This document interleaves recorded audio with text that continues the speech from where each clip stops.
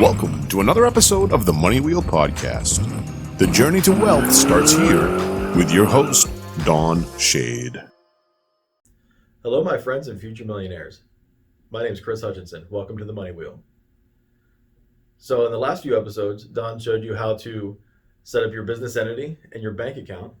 So today what I want to do is walk you through setting up your payment processor that you're going to need to collect payments online.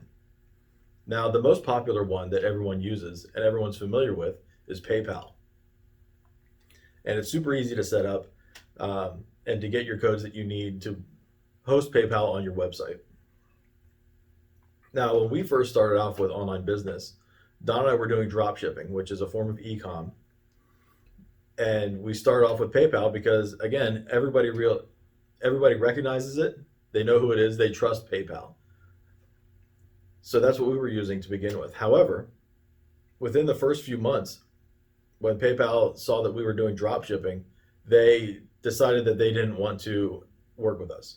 Not that we did anything wrong, but it's just too much of a risk on PayPal's because we have no history with them at all. We were a brand new online company, and there have been some drop shipping scams, especially at the time that we were doing this. This was about 5 years ago. So PayPal decided they didn't want to work with us, which was fine, but it kind of left us in a bad situation where we had to find another payment processor. Now, there are plenty of other processors on the market. The one that we chose to use is called Stripe, and we've never had any issues with them whatsoever. So when you're choosing a payment processor, shop around, see which ones are going to fit your needs. If you need live point of sale interaction and processing that way, there are companies that do that, companies like Square, things like that. I've never used any of those before personally, so I can't really recommend them. But if you go to resources.moneywheelpodcast.com, you can see a list of payment processors that we've used. So now when you're setting up your processor, you're going to need to have your EIN number for your business. And they're probably going to ask for your social as well, just to make sure that you're a real person. And the other thing is you need to come up with a name that's going to show up on the customer's credit card statement. And it can be your business name or a shortened version of it. But just remember, if you're going to use one payment processor for everything, that name needs to kind of be in alignment with what your product is. You don't want to use the same payment processor that you're using for real estate in order to sell digital products online. So that's just something to keep in mind when you're setting everything up.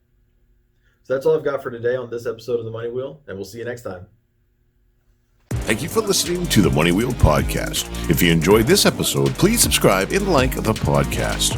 For everything that was talked about in today's amazing show, go to moneywheelpodcast.com and get today's show notes, past episodes, and most importantly, you can connect with Don Shade on all his social media platforms. Again, at moneywheelpodcast.com. If you are just looking to email Don, you can email him at don@moneywheelpodcast.com. For a list of all our tools we use in our business, you can go to moneywheelpodcast.com/resources. Again, thank you for listening to today's podcast, and see you in our next episode of the Money Wheel Podcast.